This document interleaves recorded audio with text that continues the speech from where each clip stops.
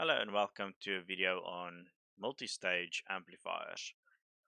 So in this video we will look at the single transistor BJT amplifier and its characteristics, the MOSFET.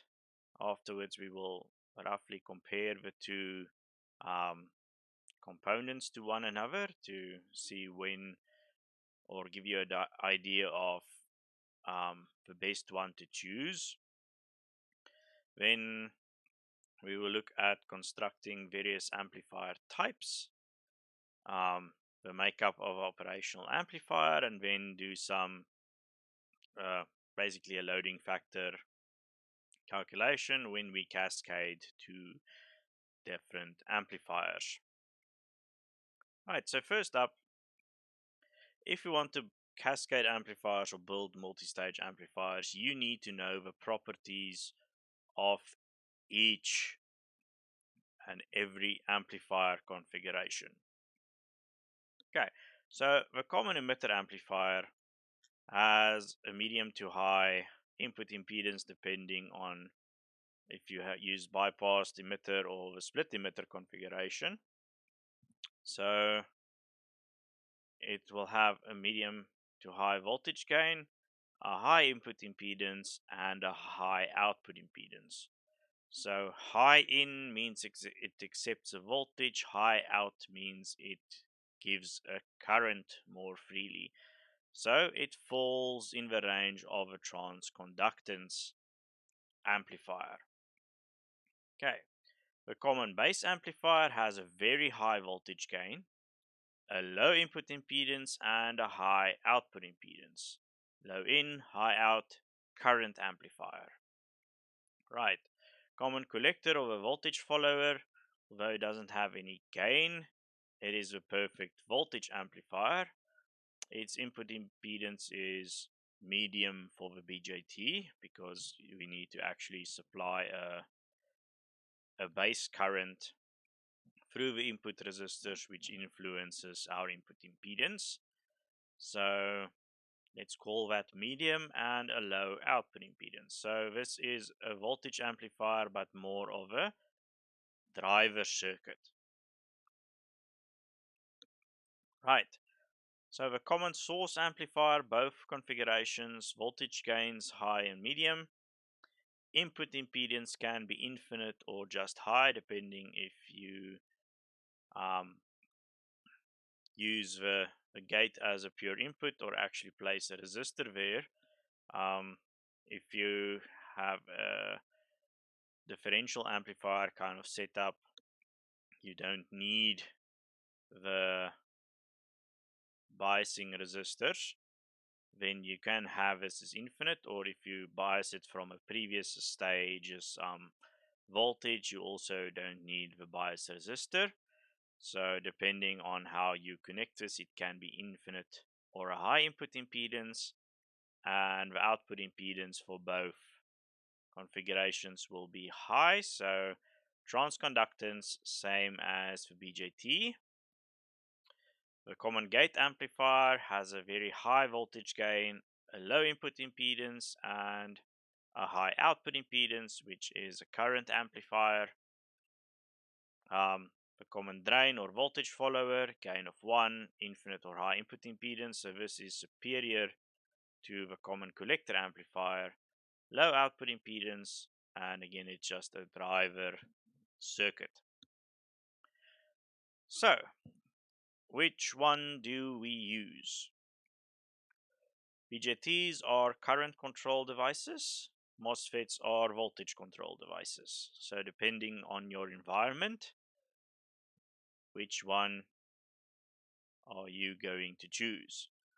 Okay, the problem with the BJT is you always need to supply a small base current into the BJT, but for the MOSFET this is much easier.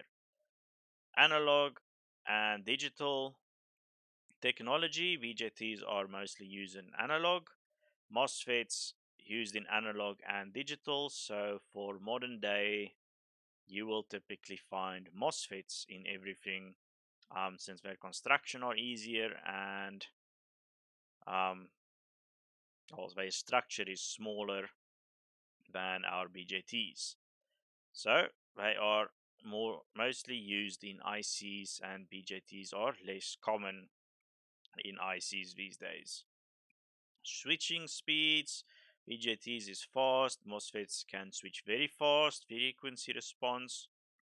MOSFETs are superior. Temperature dependency. Our BJT is extremely sensitive to changes in temperature. Our MOSFET is less sensitive for temperature changes. Saturation voltage on the output. The BJT in deep saturation is 200 millivolts, where for our MOSFET it can be as low as 20 millivolts. Input supply, 0.7 volts for our BJT. MOSFETs can be 2 to 4 volts. Right, so that is one of the downsides of using a MOSFET. Application why? Low current applications, BJTs, MOSFETs is better in high current applications. Linearity, BJTs is more linear than MOSFETs. Input ranges, BJT has a low input range, remember 10 millivolts peak, where the MOSFET has a higher input range, typically a tenth of the overdrive voltage. Right, noise. BJTs can be very noisy. MOSFETs are less noisy than BJTs. Input impedance is low for a BJT and high to infinite for a MOSFET. And lastly, one that you need to remember when working with them, if you touch a MOSFET, it can be destroyed. They are extremely sensitive for electrostatic discharge, and our BJTs are not so sensitive for it. This is but a basic list of the pros and cons or MOSFET versus BJT arguments. So, a couple of things to consider when choosing which component to use. Okay, so it will be strictly application wise or where it fits into your picture. Right, so cascading our BJT and MOSFET amplifiers, we can construct various amplifiers like discussed in a previous video. So let's start with voltage amplifier. There is no direct or perfect voltage amplifier in this list right here. But we can take one amplifier that looks like the input of a voltage amplifier and connect it to another one that has the output of a voltage amplifier, and there you have a voltage amplifier. Right, so we need a high input impedance, a low output impedance, and voltage gain. So the common cascades you get is a common emitter and a common collector, but since the the BJT amplifiers has input impedances, we have large loading factors between the stages. So the output impedance and the input impedance of the next stage will have an effect. Okay, so the common collector will be the load of a common emitter. So you need to be careful not to mismatch these amplifiers too much. Then, something that is similar is to take a common emitter and a common drain amplifier and cascade them. And the common drain can have infinite input impedance, then we have no loading effects. So this is called the best of both worlds approach. And in real life, this will be called a BiCMOS process if you do it on chip. So having a BJT and a CMOS configuration together. Or we can use common source and common collector, or common source and common drain. And this one will be the IC application because best of both worlds, no loading, and it's in one process. Right, so if you need to construct a voltage amplifier, remember you need a high input amplifier and some form of a driver. Current amplifiers: low input impedance, high output impedance, current gain. Right, we will get to this at the last slides. So the common cascades would be common base and common gates on the input, and on the output will be the common emitter and common source amplifiers. Okay, so one has a low input impedance, the other has a high output impedance. So current amplifier into a transconductance amplifier, and voila, we have a current amplifier. Transconductance amplifier, we already have a couple, since the common source and the common emitter is transconductance. We can just cascade multiple common emitters, common source amplifiers together to make better transconductance amplifiers. But the least common approach is to take a common collector and put it into a common base, or a common drain into a common gate. These two are very common, these two are less common to use. So the second application here is kind of interesting, is you match the input and output impedance of the two amplifiers. This has a high to infinite input impedance and this has a high output impedance. But when using these two amplifiers into one another, the common drain and the common gate amplifiers has better frequency responses than the common emitter and common source configurations. So to get higher frequency responses, they get cascaded like that, and there is a couple of applications that works like this. If you look at it, this is typically how a differential amplifier functions, is a common collector into a common base for the differential signal between the two amplifiers, but that's a bit more advanced topic. But you do get these configurations a lot. Also, sometimes in books they are called transistor pairings.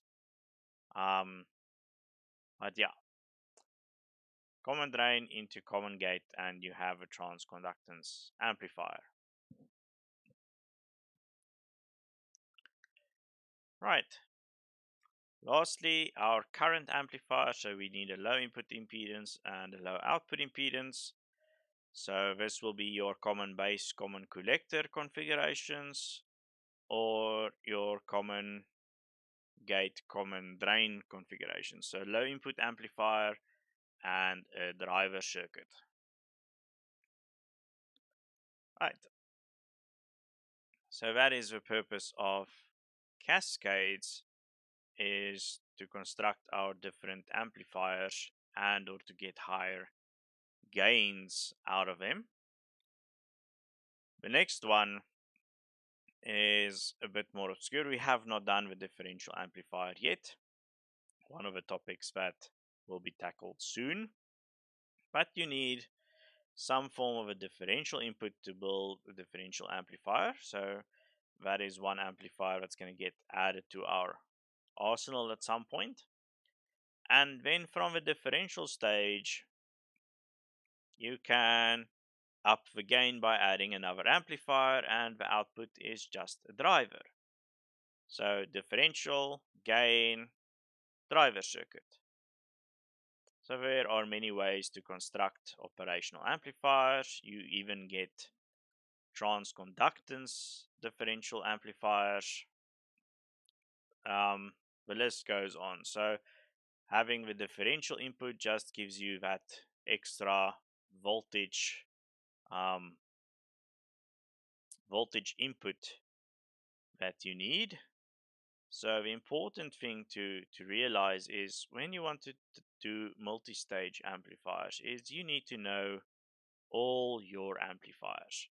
So if you know the input characteristics of one and the output characteristics of another one and you can match them in the middle somehow, you can combine them to create the amplifier that you want. And typically most of these multi-stage amplifiers, you will combine it with some form of feedback to stabilize the gain that you want in the end and linearize your output. So if you stack gain upon gain upon gain, your output will come pretty distorted if you don't intervene with some form of feedback. Right, so an op amp is just a multi-stage amplifier that is packaged nicely for you in a IC. Right, so I'm just going to show you a couple of examples from Cedar and Smith.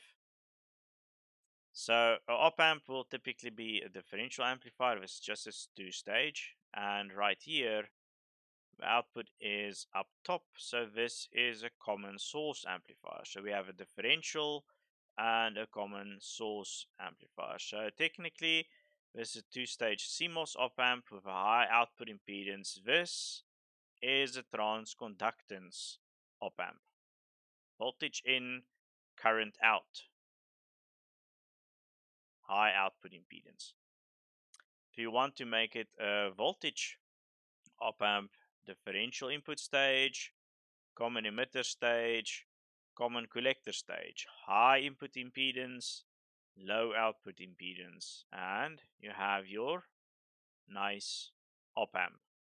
You'll find that on chip they don't really use resistors, they will use current sources for your load. So instead of having a collector resistor, you will have a current source right here, and the gain now depends on the output impedance of a transistor and the output impedance of the current source and not that of a resistor, and you can get massive gains out of a single stage like this.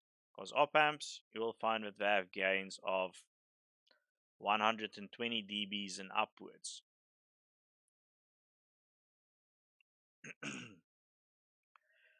Right, so these two is just an example.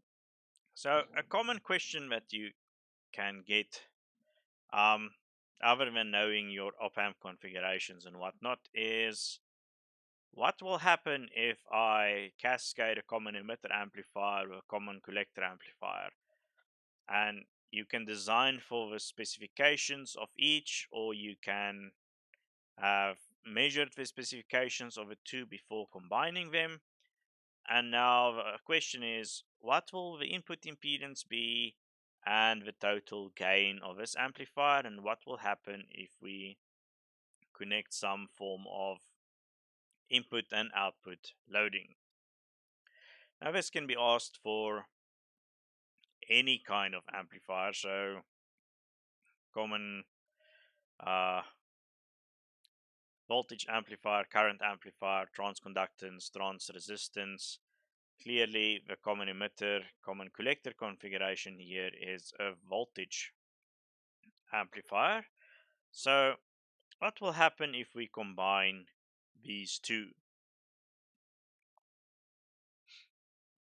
So the first thing is I just want to show you what this can typically look like. So here is your common emitter, here is your common collector. You can design them separately and then decouple them with a capacitor. So the DC of one side does not influence the DC of the other side. Or you can design the DC for this amplifier to be the DC input of the next amplifier, like that. So this takes more care when you're designing, or you're designing the bias simultaneously. And this one you can just design them separately and slap them together with a capacitor. Okay, so this is two voltage amplifiers, one with cap, one without cap. Now, back to the previous question. So this configuration right here with these specs, what will happen? So let's put the two amplifiers together. So we have our common emitter amplifier and then our common collector amplifier. So there is our separations. So the input impedance of a common emitter amplifier will become the input impedance of our amplifier if we see it as a whole, and the output impedance of a common collector amplifier will become our amplifier's output impedance. First thing you should notice between the two amplifiers is we have voltage division going on here in the middle. So this first step will give us our voltage gain of 200, and the second step will have a gain of 1, and here in between our gain will get decreased.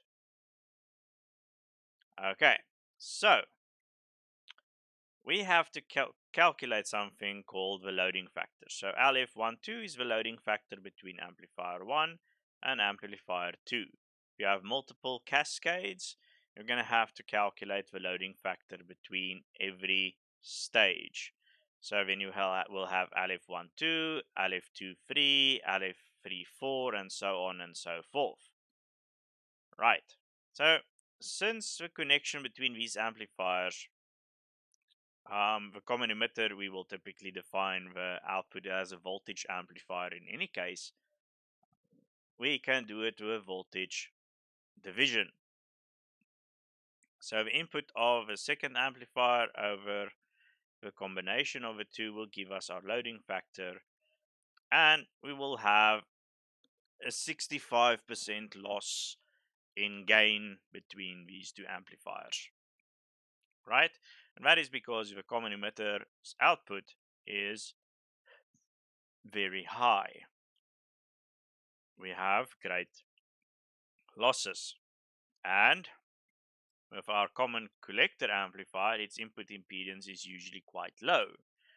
That is why a common drain would rather be a better output stage for amplifier when this loading factor can be 1.